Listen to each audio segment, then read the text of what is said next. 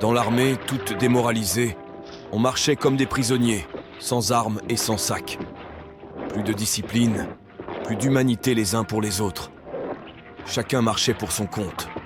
Le sentiment de l'humanité était éteint chez tous les hommes. On n'aurait pas tendu la main à son père, et cela se conçoit. Celui qui se serait baissé pour prêter secours à son semblable n'aurait pu se relever.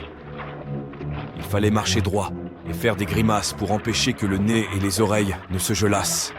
Les hommes tombaient raides sur la route. Il faut avoir vu ces horreurs pour le croire.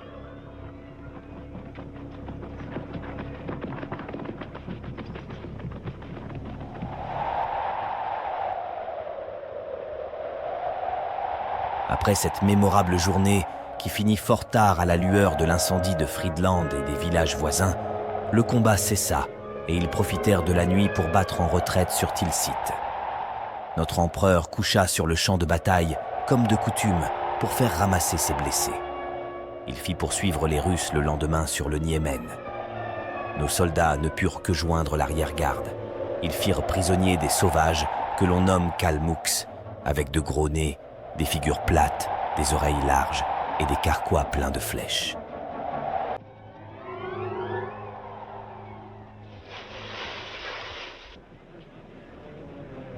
Les charges de cavalerie furent terribles.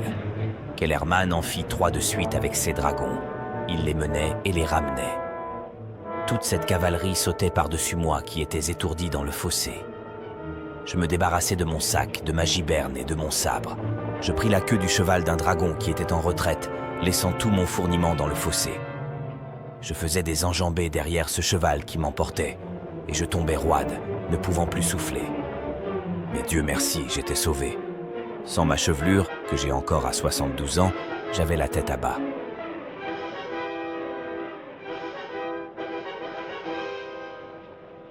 Nous étions embarrassés de 300 prisonniers qui s'étaient rendus dans le chemin creux. On les remit à des hussards de la mort qui avaient échappé, car ils avaient été massacrés le matin. Il n'en restait pas 200 de 1000. On faisait des prisonniers. On ne savait qu'en faire. Personne ne voulait les conduire. Et ils s'en allaient tout seuls. C'était une déroute complète. Ils ne faisaient plus feu sur nous. Ils se sauvaient comme des lapins, surtout la cavalerie, qui avait mis l'épouvante dans toute leur infanterie. Le consul arriva pour voir la bataille gagnée, et le général Lannes couvert de sang. Il faisait peur, car il était partout au milieu du feu, et c'est lui qui fit la dernière charge.